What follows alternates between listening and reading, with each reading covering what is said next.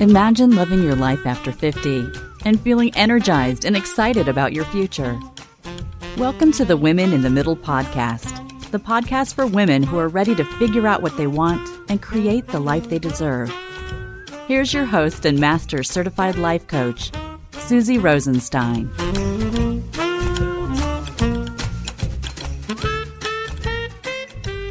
Hey there, today's episode is all about pre-retirement planning, but specifically how thinking about your past can inspire your exciting, customized retirement.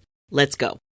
Welcome back to the podcast Women in the Middle with over 2 million downloads and counting. I'm your host, Susie Rosenstein, your Next Chapter Life Leadership Mentor, Master Certified Life Coach, and Certified Zentangle Teacher. I know it's a mouthful, but I like to be very specific so you know where I'm coming from.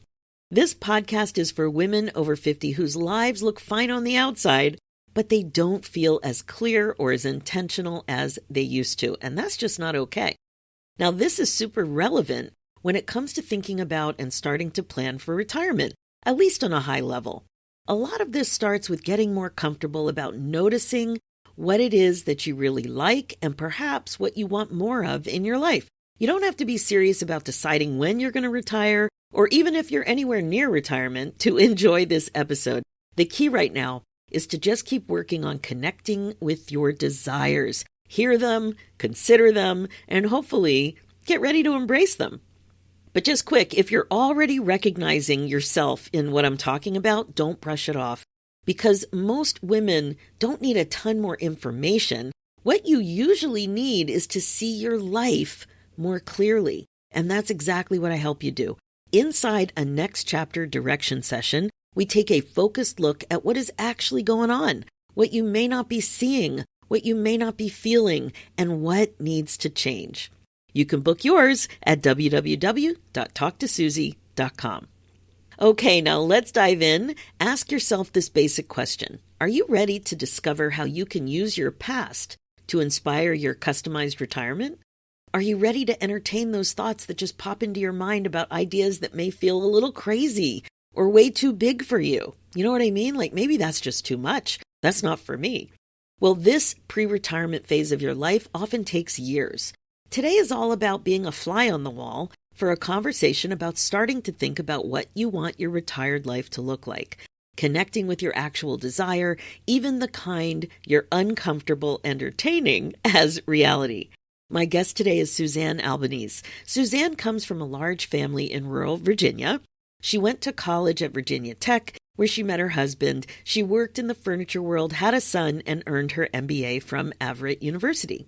Suzanne became a teacher and is currently teaching high school Spanish in addition to being part of various leadership teams at her school. As she looks toward retirement, she's excited to pursue her dream of spending time in Spain and in creating a new career in curriculum design. And you will hear how all this stuff came up and started to get clear. Now, your pre-retirement experience can be heavy and stressful or inspiring and exciting. Your mindset and ability to dream and allow yourself to be happy is key.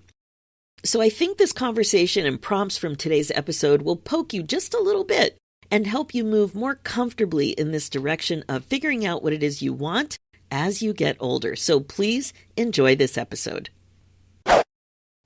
Hi, Suzanne. Thanks so much for joining us today on the Women in the Middle podcast.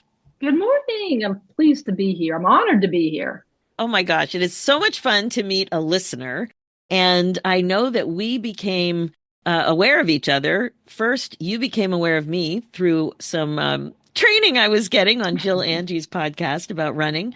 And then I became aware of you because you're very active in my free group. Okay. I love that group. I love just touching base every few minutes or every few days. It's like, you always ask the questions about things that are on my mind. Oh, wow. So I love it. And I love, and also things I might not be thinking about, but should be thinking about. So I always love the opportunity to express my opinion. And I'm grateful for your support. When I post something, you always are so supportive and encouraging. And I appreciate that. Oh my gosh, Suzanne, thank you so much. And I just love this opportunity to talk to you because you are a listener and you are getting something out of the podcast and you're moving and shaking and making progress and thinking about life. And it's so good. And one of the main reasons I wanted to talk to you today is because you've started to think about retirement. So you're in that pre-retirement, starting to think, make plans, just have ideas. So we're going to talk about all of that, and it's going to be super fun. Sound good? It sounds great. Okay. So let's start with what you do in the world. What's going on for you now? I guess we could start about in your 40s. What's happening? All right. In my 40s, I moved down to North Carolina from Virginia, and it was work related. I've been teaching for much longer than my 40s, but yeah, I guess I started in my 30s, and it was a good transition because I had an opportunity to raise my son, and teaching goes well with raising children. Moved down to North Carolina from Virginia, and it was great to move for both of us, for my husband, my son, and myself. The job, didn't turn out to be a bed of roses I expected it to be.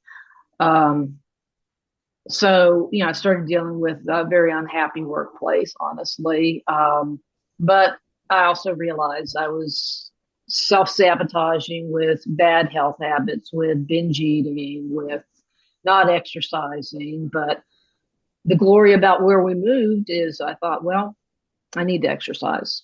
I need to do something. I need to start taking care of myself. And our son was a teenager by then, and I didn't feel like I had to hold his hand every moment of the day.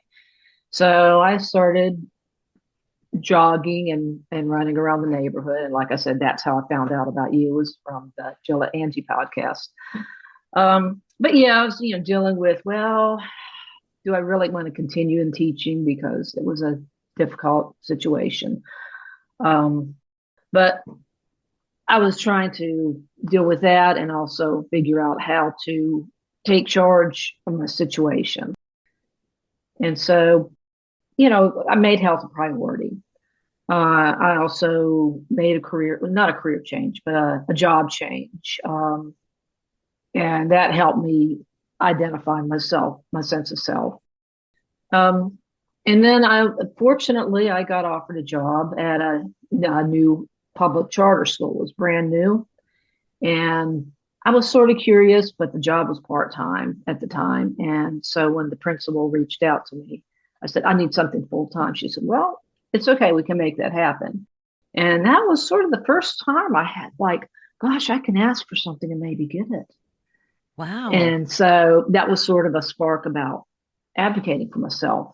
And this job has enabled me where I'm still there at that public charter school, and it's grown. I've taken on a lot of roles. A student advocate for something called MTSS, the department head, also being the older lady on campus. There's a certain amount of cachet that goes with that, and I've been owning that. And so after that first little time standing up for myself, I'm sort of finding my voice and continuing to speak my mind in a positive way. So I don't know how much farther. Hello, Nico. Look who's here. He snuck in. So we can continue as long as he doesn't say anything. So if you're listening right now, Nico the Noof has joined us. So what is it that you teach? I teach Spanish, high school Spanish. So I remember high school Spanish. What do you remember about it? Good memories or bad memories? I actually have good memories. I ended up starting in junior high, and I did take, I think it was 5 years of Spanish. Okay. And I'm certainly not fluent, but I don't feel like usually in any conversation I can get the gist. Mm-hmm. That's awesome. Yeah, that's the thing is a lot of people say, well, I'm not fluent in it, but it's okay. Be fair with yourself, because Spanish speakers grew up speaking Spanish, and you get the rare individual who learns a second language in high school and is proficient or even fluent at it. But you can't really pair it to your first language and your second language. So I just say, with my students, with other adults, offer yourself grace. You understand what's going on. That's awesome. Well, kinda, yeah, enough. I don't make too many mistakes. But how did you know that Spanish was for you? Like, did you travel when you were young? No, quite the opposite. Grew up in a rural family, the youngest of a family, a huge family. in a farming community. So the money just wasn't there. But I really liked my teacher. I enjoyed learning about other cultures, and she just had a way of making it magical, about this magical land and the history. Now I'm finding out how much I love history. So she taught all the history of it, and it just clicked. And something one of my students made me realize the other day. She asked the same question. Well, why Spanish? But the way she asked it, I said, well, because I couldn't learn Ukrainian. And she said, well, what do you mean by that? I said, well, my mom's parents came from Ukraine. And so my mom knew Ukrainian and English, obviously. But she grew up in a time where there was a certain amount of shame. She grew up have you ever heard of Ambridge, Pennsylvania? No. It is near Pittsburgh. It's Oh, I'm from the other side. Okay, American Bridge. It was a company town. So her parents came from Ukraine. They got married and they lived in Pennsylvania. But at the time, there was a lot of shame about not being one of the locals, I guess you'd say. Yeah. So it was a shame. She sort of had to hide that. And so when I would try to say, can you teach us some Ukrainian? She's like, you're an American. You don't need to know that. And so I guess out of spite, I learned another language. Perfect.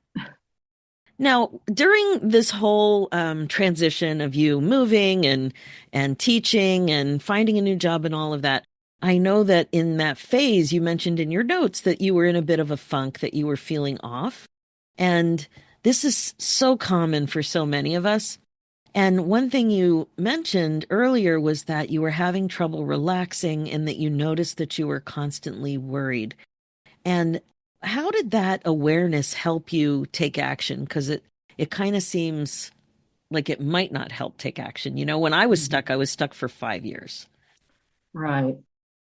Well, I guess one of the motivators was, I could see again, I was having trouble sleeping. My hair was falling out, which I know is now. No, I know that's perimenopausal. Right. Also, but it just was clouding my judgment. It was keeping me from moving ahead. But also, what's always been in the back of my mind is my mom succumbed to Alzheimer's. Her mother succumbed to Alzheimer's. Yeah, they called it senility back in the time, but back in the day. But that's always been a motivator for me is, seeing the studies that connect, or there's a connection apparently between anxiety, depression, and Alzheimer's, onset of Alzheimer's. So physically, that was one thing. It's like, I don't want to follow in that path. So trying to get myself, okay, what can I do to move ahead is so I can have more, the next 30, 40, whatever years be good years. Also the sort of what I just said, I'm 59, I'll be 60 in March. I hope I have another 30 or 40 years ahead of me, but it's like I always say, I view more years behind me than I have ahead of me. And it's like, okay, I can let that scare the out of me, or I could say, well, is it about the number or is it about the quality? Right. So making myself say, okay, are you going to sit here? Are you going to be a victim? Or are you going to move ahead and figure out where you can have joy and positive experiences for the rest of your life? So it's about making the most of what's ahead of me. Yeah, but you know what, Suzanne, it's not so easy.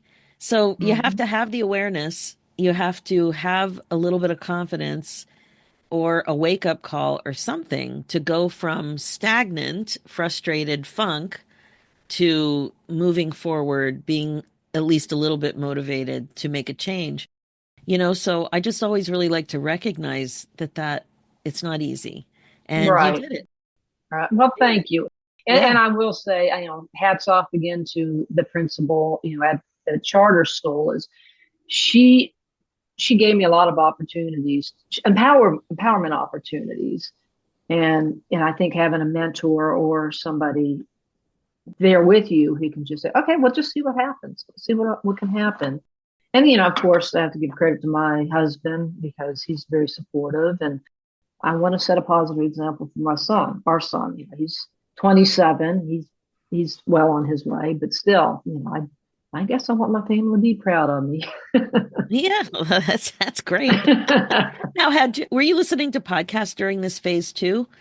I think I probably started not the whole time, but I would say probably within the last maybe 6, 7, 8 years is when I started listening. So So that's a little earlier still than a lot of people. Like I also started listening maybe 8 or 9 years ago, maybe eight. I was okay, a late adopter. This podcast has been going on at the time of this recording 7.5 years. okay. And yeah, I I really think wasn't into it. Were you I think I right at the heard your beginning? yeah, I think I heard your 100th episode. Wow. I do believe, and I think, yeah, I do believe. I'm telling on myself now. I don't remember what it was about, but I remember you celebrating episode 100. Wow. I Yeah, remember where I was running at the time. I could tell you exactly what part of the road I was running on when I heard it too. So that's fascinating. And I try to mark those. The next one coming up will be the 400th episode. So again, at the time of this recording, I don't know what number this one will be, but 389 just came out, which is shocking to me. I mean, when wow, I think about the consistency and the amount of creativity and determination to continue to find good stories and just be motivational and inspirational as much as possible, and you know create some laughter and some right, right. joy. And I'm amazed that your podcasts continue to be fresh and inspirational, and you keep up with the times, and it's wonderful. And as a teacher, I always have to keep my stuff fresh, and so my material fresh, and yeah, and it's not always easy. No, it's not. Sometimes I sit here and I'm like, uh-oh, what the heck am I going to talk about today? And I always go back to my life and I think, well, what conversations did I have this week? What made me think this week? What am I worried about or thinking about? Because I do know now, after being in this space for 10 years working with midlife women, that whatever it is, we're not alone and it's worthy of a look. A lot of times we think our stories, our experiences are stupid because they're small, or, it might just appear insignificant, but it's not. There's a teachable moment in there, right? Now, Yeah, speaking of your content, tell me about when you started to realize that you love developing content. I think that was the blessing of COVID. In 2020, March 2020, we shut down, and we had to be we had to continue to teach, but it was online, and so you're not there in person to see the students' reactions. And honestly, most of them kept the cameras off, and that was our school policy, was to allow them to have the lights off or their cameras off. So it kind of challenged me. I took courses on content creation, and that was one thing. And I guess professionally, that was how can I do this instead of just standing up in front of the class and writing on the board? How can I make this more multimedia driven? And I had forgotten, but for Christmas, it was 2014. My husband gave me a new laptop, and one of the devices on there was iMovie. Oh, And or might have, but anyway, I just started playing with that. I'm like, hey, this is fun, and I like to take pictures. I've always liked to take pictures, and you can do stuff with it, make little movies. So I guess that was sort of the initial spark. But between, hey, I can do this for fun with pictures I like, can create a story, to the challenge of how can I take this verb conjugation and the for in the present tense, and the difference between Saturn and a star, and make it relatable. And so I guess that somewhere in there I realized, this is probably my favorite part of the day, is taking stuff that I've written and giving it new life. So mm. I love that because really it's a transferable skill. It's a spark of something that you're genuinely interested in. I have clients all the time say, but I don't know what I want. I don't know what I like. I don't know what I'm passionate about. And it doesn't have to be big and complex or or scary or a gazillion intricacies of details, or long term. It could be short term, but it's just a spark. It's a spark. And then you lean into the spark and get mhm. curious about the spark. And there it is. So it's something that you've always been doing. It may have been something that you loved doing when you were in grade 3, but Hmm. it's always something. So I love that. And then it sounds like what happened next was around COVID being a wake-up call for all of us that there are different ways to work. You can work Hmm. online, you can work in different countries, you can work in different locations, like even Hmm. being mobile, like an Hmm. RV. So Right. what was that epiphany like for you? Oh, it was really exciting because, yeah, being somebody who would go into work every day, I thought, well, this is just what I'm going to be doing forever. But yeah, just somewhere along the line, I thought, well, I was going to go to Spain. We went once. I took a group of students. That was in 2018, and I've been wanting to go back. And then I'm getting to know people who are digital nomads. And I thought, wait, I can do that. So, that's sort of the little dream, big dream, either way, that I'm sort of looking into and trying to figure that out is, yeah, I could even go live abroad and do this. So, and yeah, it's kind of exciting to see, okay, this is what I might be able to do in the next part of my life Oh, is it's so actually good. go and plant myself in Spain and continue to teach online and get the best of both worlds. Right. And it could be short term or long term. Like I'm having the same insight about, well, as a listener, you've heard me complain about the winter, and Mhm. I don't enjoy the winter. And it seems like such an obvious thing. I've been watching not my grandparents, but other people's grandparents be snowbirds and have a plan for the winter that was different than living in a cold place. And now I'm starting to see that I could easily do that. It doesn't have to be in retirement, but it could be a plan for retirement, a part-time work plan.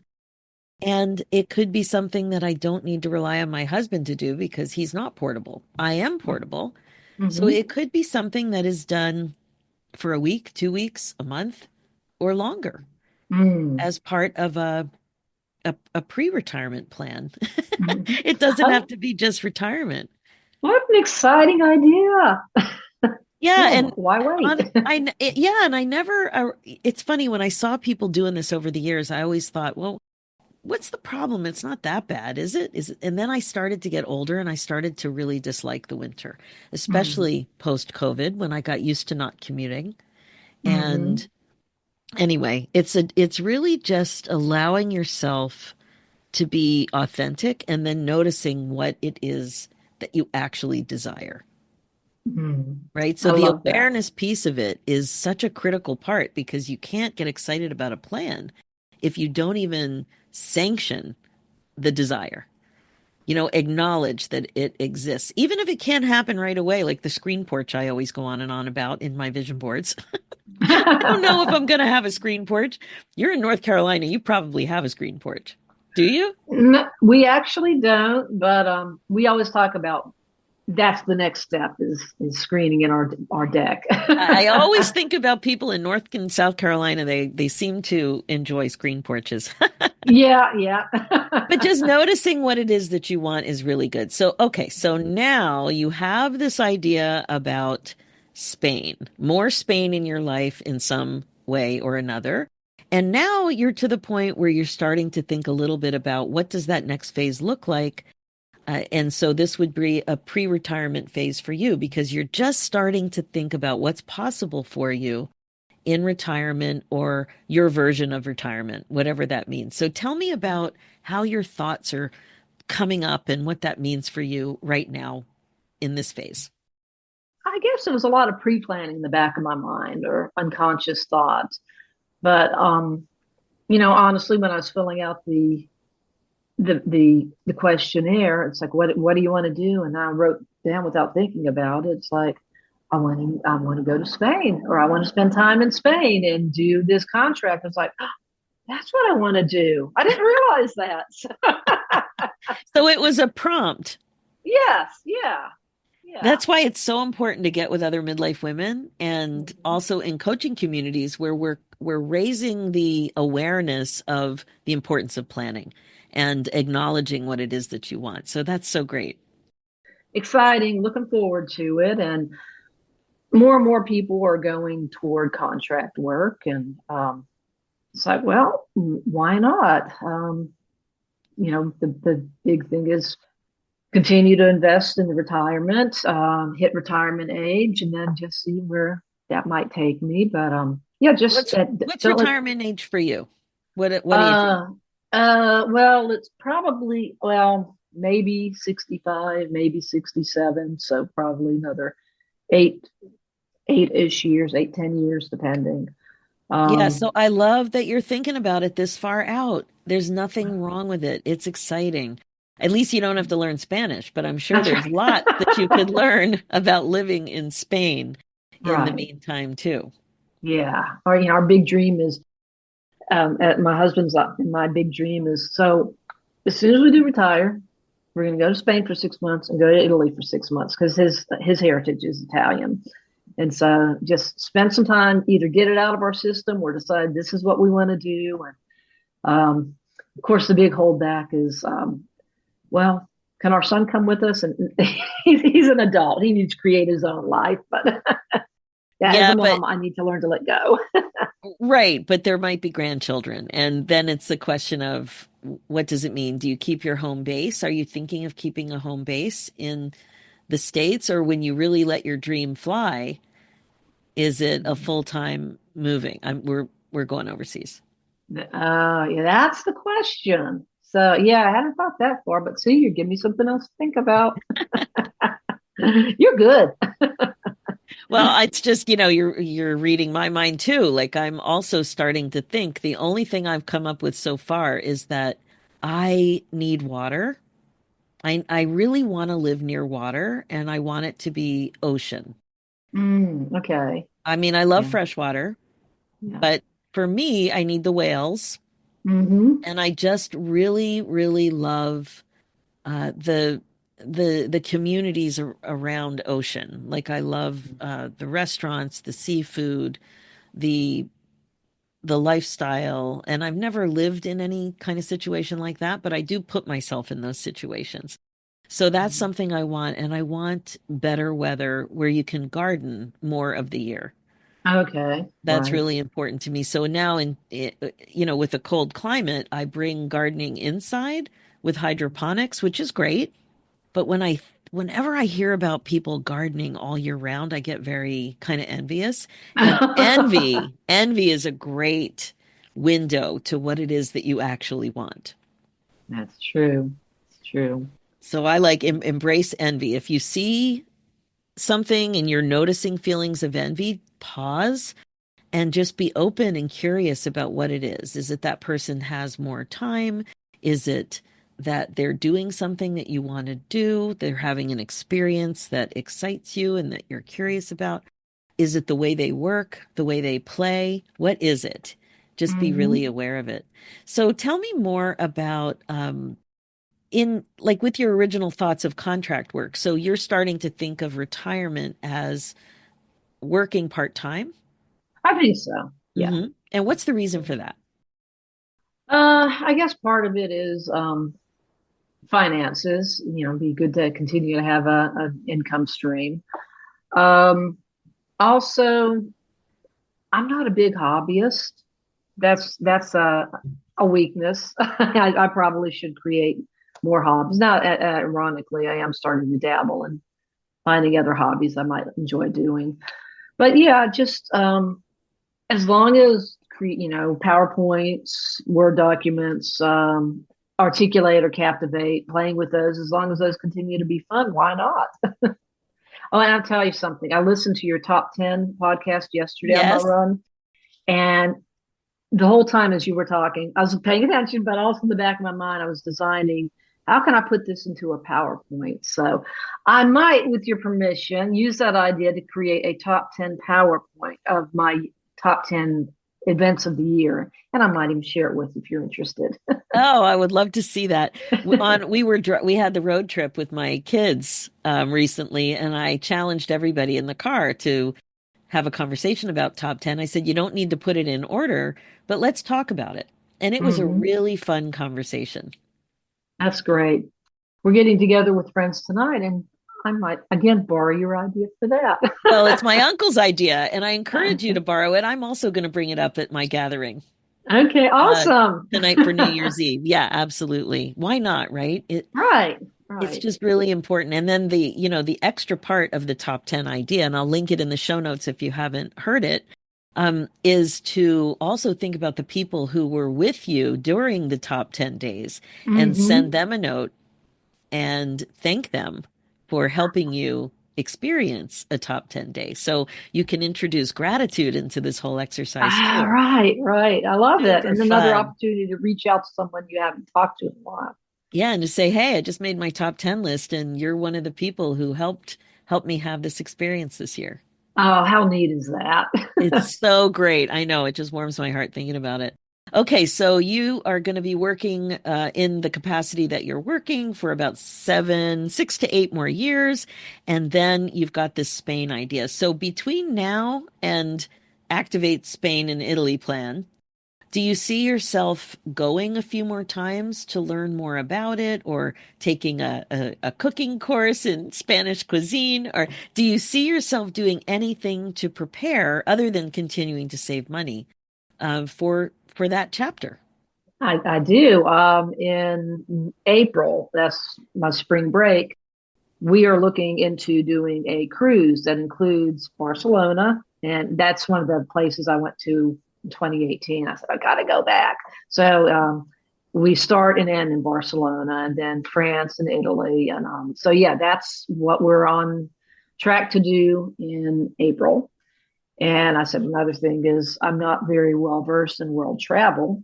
So that'll sort of be dipping my toes into it. And then after I get comfortable with that, then yeah, go and fly down to Puerto Rico one weekend. Maybe go visit Costa Rica or Panama. But yeah, once I get comfortable with the concept of travel, world travel, then absolutely, that's on the ticket. I love that.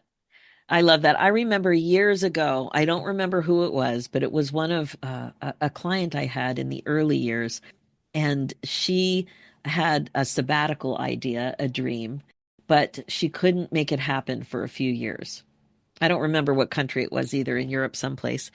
And we talked about that. What can you do to enjoy the dream before you get there? And Mm. it was things like we talked about, and even just going to restaurants in her city that had that kind of cuisine, you know? Mm-hmm. Or That's a great buying a idea. special cookbook or going to a museum exhibit or looking for museum exhibits that make sense in your town Hmm. or even day trips or on vacation. Right. You know, there's ways. Yeah, that's great.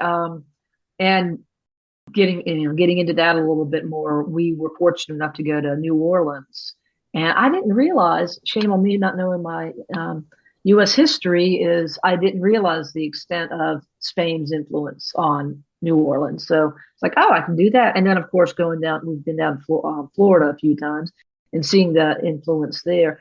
St. Augustine, the same thing. So yeah, if I tell my students, like, if you can't afford to go down to Mexico or to fly over to Spain, then save up, see if you can go visit one of those countries or one of those towns, one of those cities. Then at least you'll get an insight into it because Yeah, it's not all in a bubble. So. exactly. It's kind of like I know my whale example is different than Spain, but I think about the world and vacationing and Mhm. buying books and seeing exhibits and all of that through the lens of how can I learn more about sea life? How can I learn more about whales? And wherever I go, if it's anywhere near, like within 2 hours of the ocean, I know who's migrating, I know what's happening, I know who to call, I know where to go. And it's a lens Mhm. that I have allowed myself to use and to prioritize those kinds of things in my life. Even if I'm there for work or I'm visiting family, it comes up because I've prioritized it. And that's what I encourage my clients to do. And it comes up a lot on the podcast. It's that we have to find joy in the present moment. It can't only be when we get to the ultimate, when we do when we attain the goal. It's also a part of who we are now and what we do, and we can invite it in. And this has come up in lots of podcast episodes, including the interview I did with Tom Sterner, who wrote The Practicing Mind, which I will link in the show notes if you haven't heard it. But it's totally possible to do. So you can look for Spanish culture in all kinds of ways that you're not doing now to amplify your connection with Spain now. We don't have to wait the 8 years. We can go now. I've been patient enough. It's time to enjoy things now. Exactly. I love it. So what would you advise people who are listening, other women in the middle who are just starting to think, I wonder what my retirement will look like. I wonder what I want when I get there. What would you advise them to do now to start asking those questions and thinking about it earlier rather than later?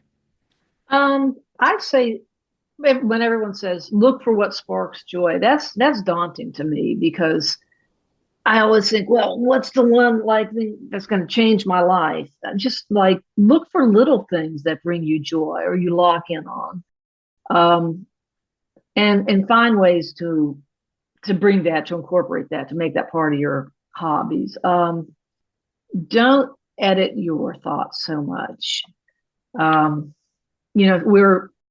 I don't know about you, but my family, the women in my family were raised to be people pleasers. And so, and part of that is just putting what you want last. So, it's okay for you to advocate for yourself, and absolutely find ways to advocate for yourself.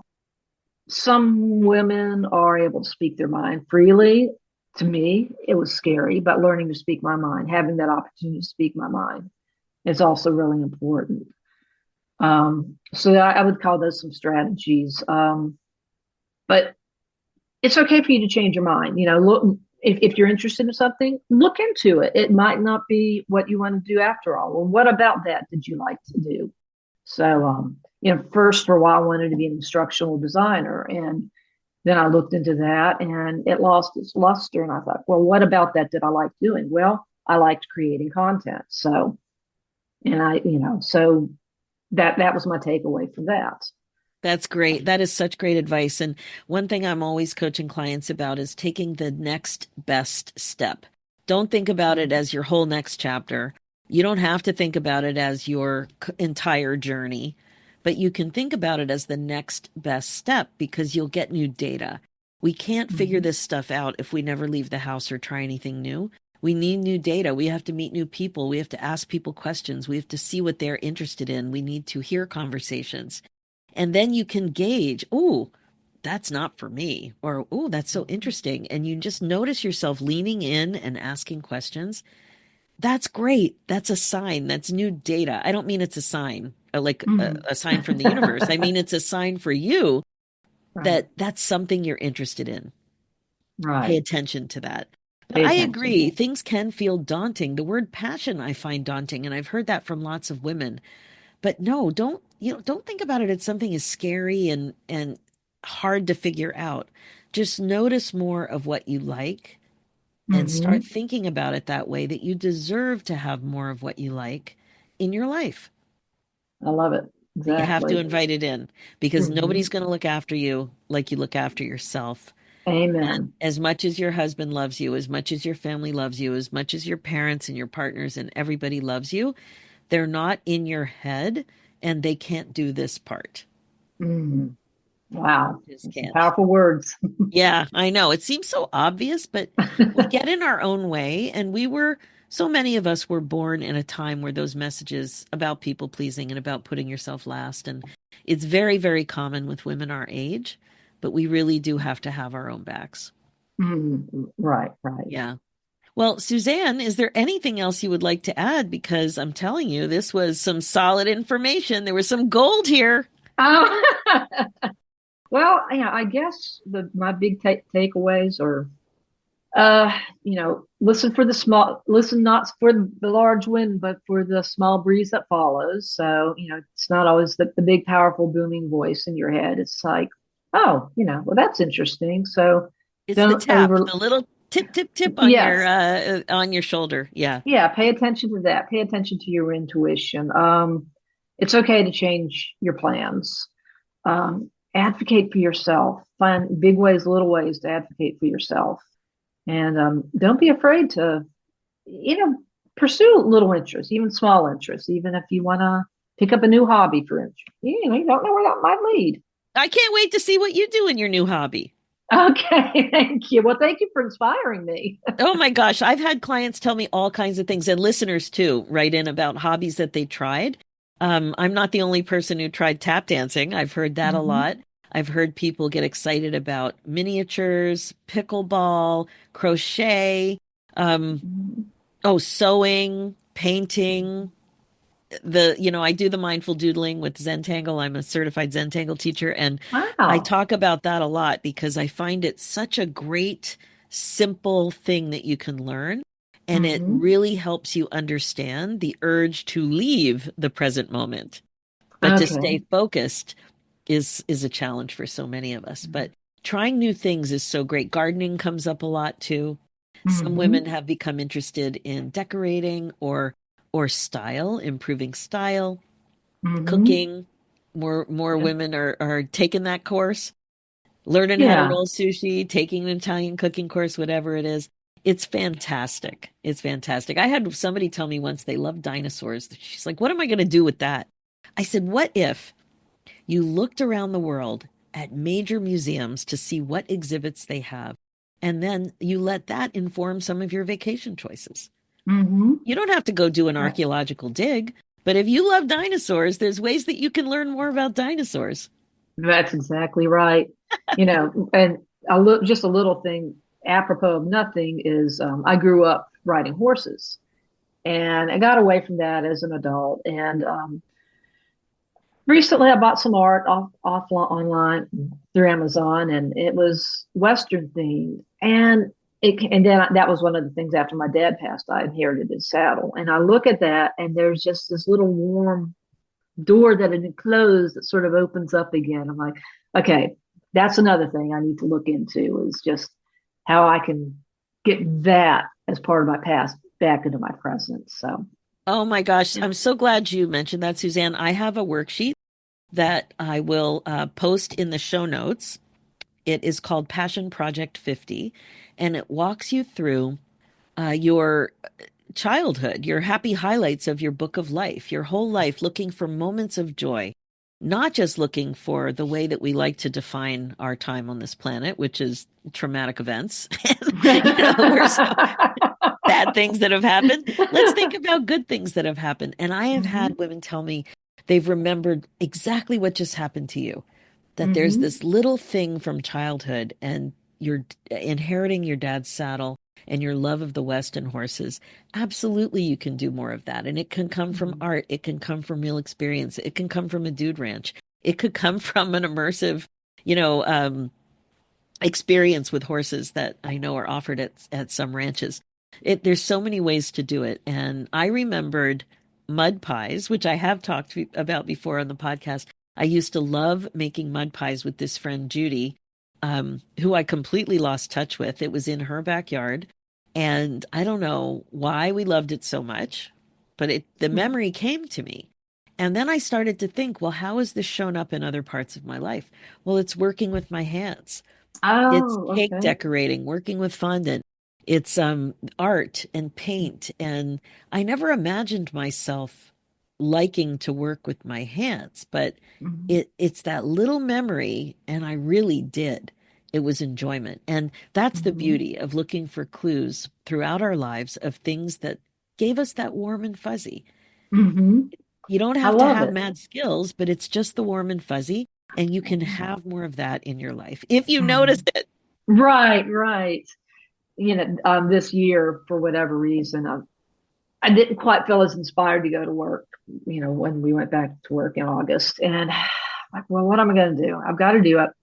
So I'm like, well, just don't care. Just don't care as much. Which the irony of that is it took the pressure off me to try to be the what I pictured as the picture perfect teacher. And I've walked in, and I guess I do have more of a passion for art than I ever gave myself credit for. A lot of my projects are more artsy related, and I let students use digital format or We're also using a lot more paper. And kids these days, even students at this age, 16, 17, 18-year-olds at this age, they love working with their hands. They love to color. They love to cut out and create.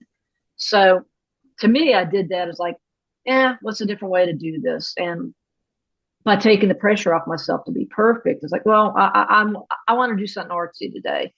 I've increased engagement. I'm building better relationships with my students. So, the expression "care less" is sort of a tongue-in-cheek way. It's just like, just chill. And it's really, for the present time, this is really bringing a lot more joy into the classroom for me. So. Oh, I love that. What a great way to end our interview. And I think you just discovered another thing that you probably want to put more of an emphasis on for your future plans. Oh, love it. Love it. Thank you. More art in your retirement. You are welcome. You are so welcome. Thank you, Suzanne. This has been such a fun conversation, and I know that you've inspired other people to just start to think about your retirement chapter. You don't need to make decisions. You can change your mind a million times, but you can just start to think about it because it's coming. And if you don't think about it, it's very hard to allow those ideas to come up about what it is you really love. So Spain will be in your future. Italy will be in your future. And who knows what else? I think a little creativity. Does it sound good? I can't wait. Thank you. You've inspired me again. Awesome. Thanks so much, Suzanne. Thank you. Okay, my friend, pre-retirement thinking sounds simple enough, right? Well, maybe not. As Suzanne said, don't be afraid to pursue little interests and not just focus on big, giant ideas or endeavors. Now, you can do that, but you may have to ease into it. It all depends on your discomfort level of allowing yourself to be happy and, if it feels too big or indulgent. But remember, too, that you can always change your mind.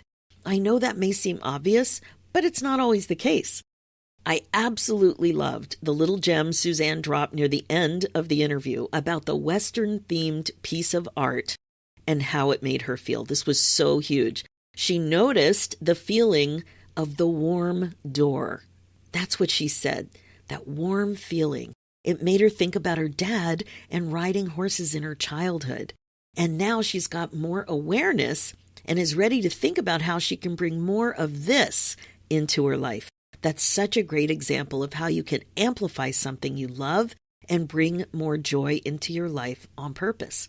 Now, this can be pre-retirement thinking that's super fun and can also be a way to inspire your customized retirement chapter. And that's really what we were talking about today.